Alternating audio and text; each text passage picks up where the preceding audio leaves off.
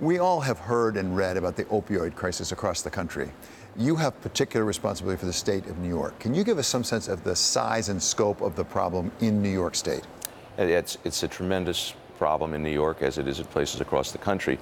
I know that nationally, over the last 3 years, we've seen deaths from opioid overdoses rise dramatically, from 28,000 in 2014 to 33,000 in 2015 to over 50,000 deaths in 2016. It is a problem in New York, and it's particularly a problem in some of our smaller cities and rural areas, which is unlike drug epidemics that we've seen before. This is really unlike anything that we've encountered in law enforcement. So we've reallocated the resources of our office to work with smaller police departments in those jurisdictions and have something called the SURGE initiative, the suburban and upstate response to the growing epidemic. So we're able to help smaller police departments in more rural areas and smaller towns where the epidemic is really doing the most damage. And since we initiated this program in April, we've busted more than 260 people, more than 1,100 counts of narcotics trafficking and other crimes. But we also recognize that you can't prosecute your way out of a drug epidemic, so that we've been really using a multi-layer, all-levers approach. We've also been instrumental in setting up what I think is the best prescription drug tracking mechanism in the country, the iStop program, which in New York State, uniquely, every doctor has to consult a real-time database when I walk in to see if I have 2 oxycodone prescriptions or 5 before they can prescribe it, or other prescription opioids. And every pharmacist has to consult that database before filling the prescription. So this provides a really good solution to the problem of doctor shopping. And according to the State Department of Health, since we set up this program, doctor shopping has gone down 90%. But the pills continue to flow across the borders from other states, and they are getting to their source. We have found that drug gangs, in addition to carrying heroin or heroin laced with fentanyl and other dangerous drugs, they also carry prescription opioids in many, many cases now because their market is demanding that. So it's been a huge problem in New York. We are trying to break down the barriers to treatment. It's another aspect of our work. We've entered into settlements with large insurance companies, health plans covering, I think, more than 3 million people, because they had barriers to treatment, ridiculous rules. For example, some required that you fail at outpatient treatment before they would authorize inpatient treatment.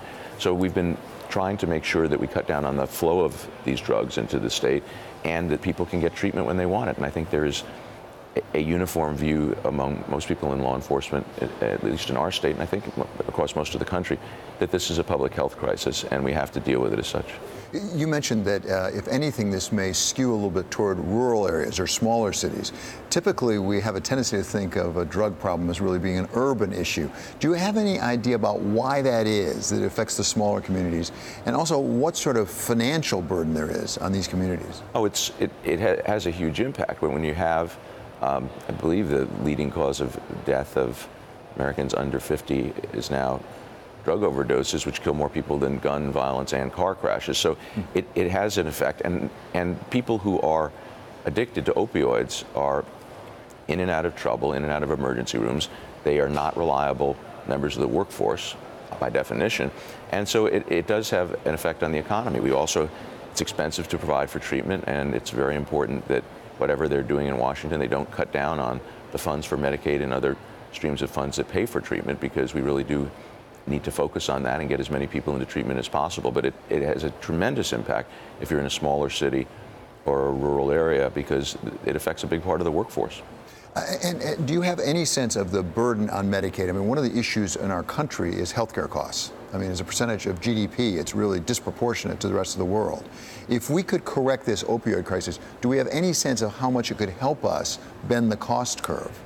I don't have the hard numbers, but we know we're spending more and more every year, and it's something that can be addressed. So in addition to setting up the prescription drug monitoring program and going after insurance companies to make sure treatment is available, and continuing to pursue drug gangs who are dealing these products, I've joined a multi-state investigation with more than 40 other state attorneys general, looking at the issues relating to the manufacturers and distributors of the opioid products. That the number of prescriptions has exploded in this country. There are more than 3 times as many opioid prescriptions as there were in 1999. So we want to know why, and was there anything done with the marketing and distribution that has caused this epidemic. I think, according to one federal study, almost 80% of people who use heroin say that they used prescription opioids first. So we're viewing it as a gateway drug, and that gateway has gotten much larger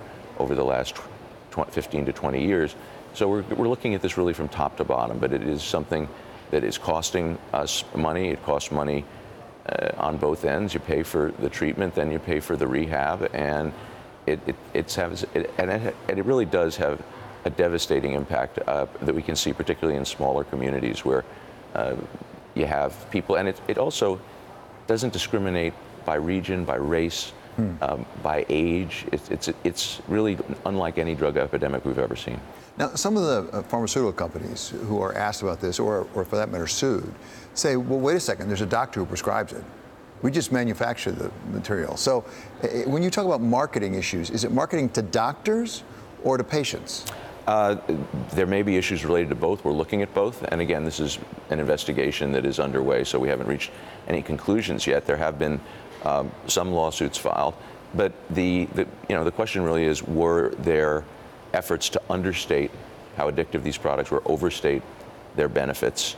It could involve manufacturers. Did the distributors report, as they're required to, every purchase and sale of controlled substances? They're also supposed to report suspicious activities. It's almost like banks have to report suspicious activities. It's a parallel system.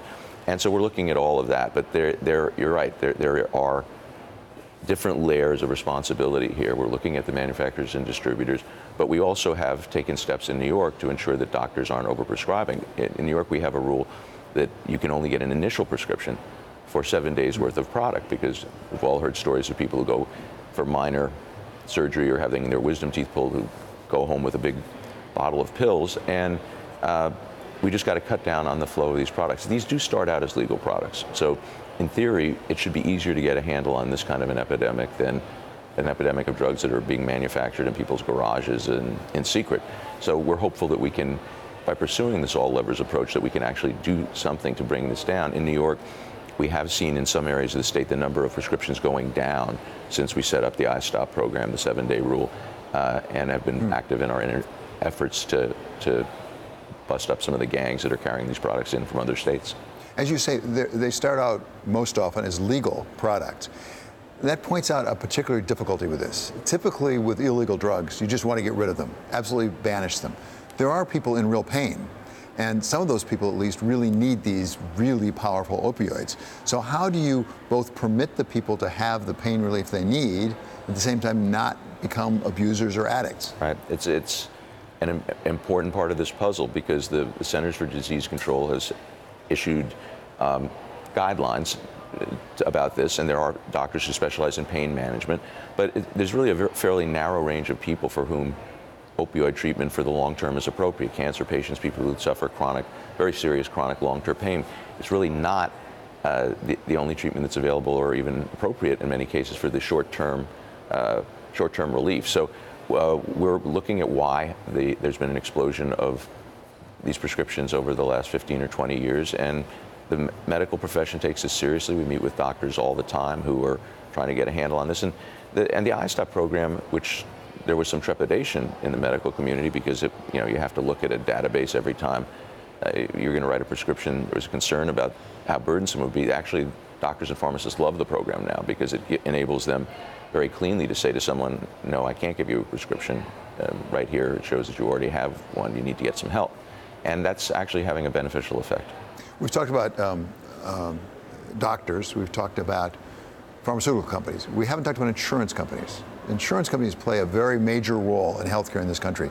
Are there roles the insurance companies have played that have hurt the problem, or are there things they could do to help solve the problem? Yes, and my office has taken action against some of the biggest insurance companies there are, and entered into settlement agreements to remove barriers to treatment. There have been, and this is changing, and the industry is starting to change its policies for the better, I believe, under some pressure, but also there's some voluntary efforts underway to make, for example, medication assisted treatment available more easily, to end requirements that someone fails at outpatient treatment before they're even eligible for inpatient treatment, so that doctors can make a determination. This is my patient. I know what the best treatment is for them. I know what their history is, and not face these artificial barriers created by insurance company rules or health plan rules. So we've had a lot of success in reforming those, making treatment more available. And I think that we're going to be seeing more programs that enable law enforcement officials to move people directly into treatment or take them into drug courts, which we've had tremendous success with in New York, where the judges have expertise and have access to medical professionals to help us manage a problem that really is not best handled by the criminal justice system. It's a problem that has to be handled as a public health crisis. There are some crimes that get associated with it, and there are some very violent drug gangs. But we are really very good at this point in the United States in distinguishing between an addict who commits minor crimes to support their habit and someone who's really a gangster who just likes to get high. We can tell the difference with a lot of certainty, and our drug courts have been very successful in separating those two pools of people. As the Attorney General for the state of New York, your principal job is to enforce the laws that are on the books. Are the laws on the books, both at the state and federal level, sufficient to address the opioid crisis, or do we need new legislation either at the federal or the state level?